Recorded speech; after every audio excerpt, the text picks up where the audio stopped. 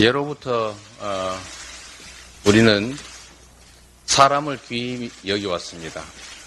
사람이 곧 하늘이다 이렇게 얘기하고, 또 우리 헌법 정신에서도 이 나라의 주인은 국민이라고 합니다. 그런데 이 정권은 사람을, 또 사람의 목숨을 귀히 여기지 않는 것 같습니다. 이태원 참사에 대한 대응도 그랬고, 그 후에 오송 참사에 대한 대응도 그랬습니다. 지금 최수근 상병 사건을 대하는 태도도 똑같습니다. 최수근 상병 사건이 발생한 지 한 달이 되어 갑니다. 그런데 이 병사의 안타까운 죽음에 대해서 정부 누구도 책임지지 않습니다. 오히려 진상 은폐를 위해서 온갖 이상한 일을 벌이고 있습니다. 심지어 정부는 진실을 밝히란 이 군인의 입을 막으려고 항명이라는 누명까지 씌우고 있습니다. 국민의 억울한 죽음을 은폐하려는 이 시도야말로 국민항명죄라고 해야 되겠습니다.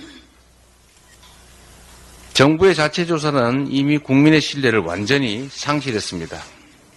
특검을 통해 사건의 진상을 공정하고 객관적으로 규명해야 합니다.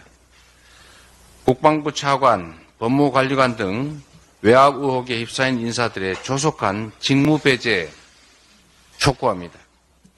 의혹이 눈덩이처럼 불어나고 있는 다른 사안들에 대해서도 진실을 반드시 밝혀야 합니다. 대통령 처가 고속도로 게이트, 방송 장악 음모, 오송 참사, 잼버리 파행에 대한 국정조사를 추진하겠습니다. 더불어민주당은 이 5대 사건에 대한 1특검 4국조를 조속하게 추진하도록 하겠습니다. 표류하는 국정을 바로잡고 정부 여당이 더 이상 국민을 무시하고 퇴행하지 않도록 하겠습니다.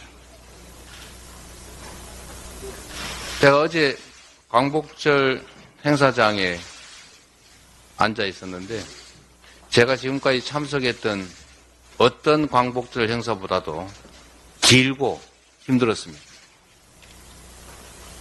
어제 기념식장에서 소위 자유와 인권을 공유하는 일본과의 군사 협력 강화를 선언하는 이 경축사가 낭독됐습니다. 그런데 이때 일본 정치권은 대거 야스쿠니 신사를 참배했습니다. 참으로 참담한 상황입니다.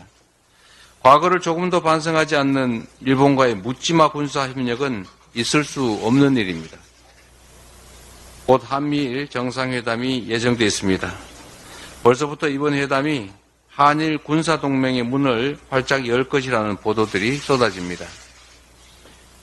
역사의 수레바퀴를 해방 이전으로 돌리는 이 패착을 정부가 더 이상 두지 말아야 합니다. 일본과의 군사협력 강화에 대한 전면 재검토를 강력히 촉구합니다. 민생경제가 시계 제로의 위기 상태에 빠졌습니다.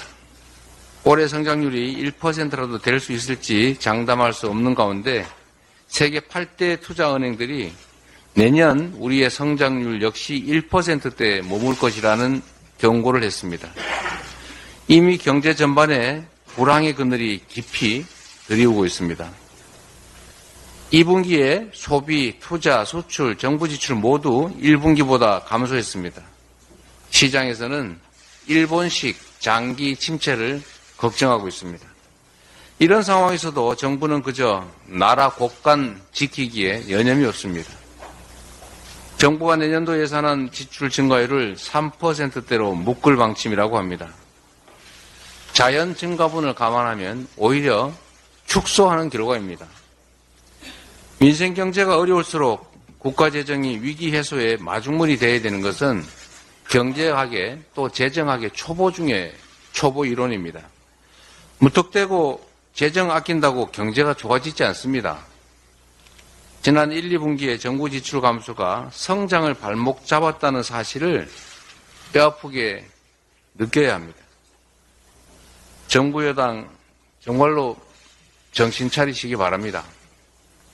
지금의 경제 상황과 안 맞는 신자유주의적인 재정 기조를 전면 전환하고 내년도 예산의 확장 편성 그리고 조속한 추경 편성에 나서시길 바랍니다.